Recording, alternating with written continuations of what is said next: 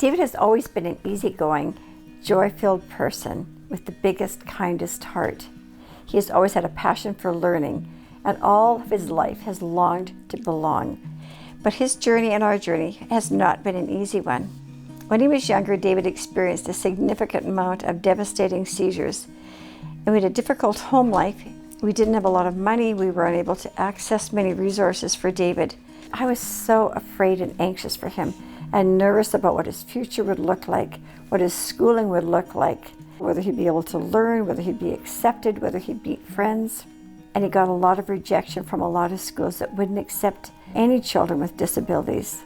All of them indicated that David would have to be placed in a separate classroom. I really tried to pursue an inclusive classroom for David. I was able to get him into a specialized school.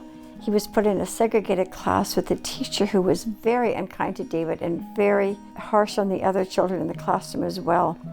It was unbearable. I was devastated by this. I thought that this school would be welcoming and inclusive and focusing on his education. David really wanted to learn, but he wasn't given that opportunity. So when it came to grade 9, I went to the school board and fought with this principal.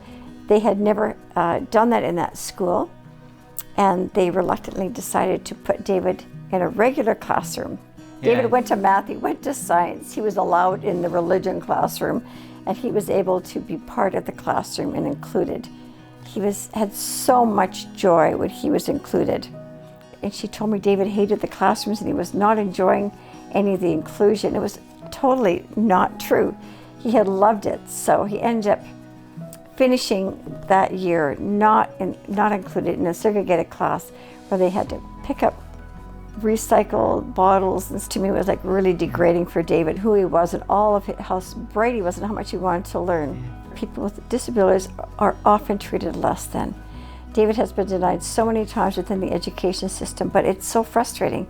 All he really wanted to do was learn. He has this heart of hope for a better tomorrow. So at the end of high school, when I told him how sad I was that he couldn't experience inclusion, he said, "It's not over yet." He wanted to become a university student. He got turned down from the University of Calgary program, but I learned of the Mount Royal Inclusive Education Program, and I started to go in there every 2 weeks to advocate and tell him how amazing David was. It was very difficult to get that referral, but I didn't give up on that either. A phone call came in September that someone had pulled out, and David was going to start in January to be a student at Mount Royal University. And the teachers at the segregated high school asked me what he was going to do at university. I said, he's going to learn something he's wanted to do all along. He went to Mount Royal for 4.5 years. He met some amazing people. He was included in every single part of university life at Mount Royal, and he loved every minute.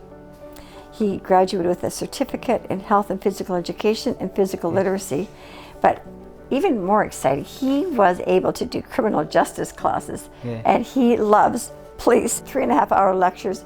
He ate up every part of Mount Royal and the university life. David's speech had been a big problem as a result of a lot of seizures, so it was probably 12 or 13 when he learned to say his name.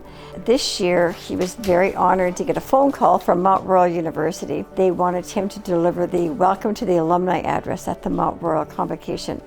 It was such a huge honor. He stood up with the president of the university and up on the stage and gave this amazing speech, and he got an immediate standing ovation. So proud of him, and I know he was very proud of himself. Yes.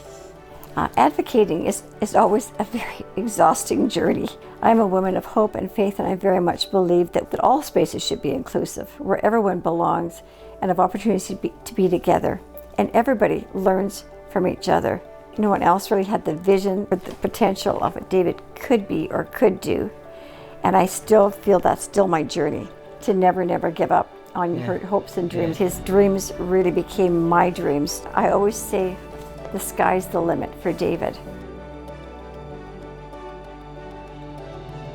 I worry what would happen without his mom in the picture, and I want him to be surrounded by loving, supportive people. I want him to be able to be a part of the community where he feels loved and accepted, just as he loves and accepts others.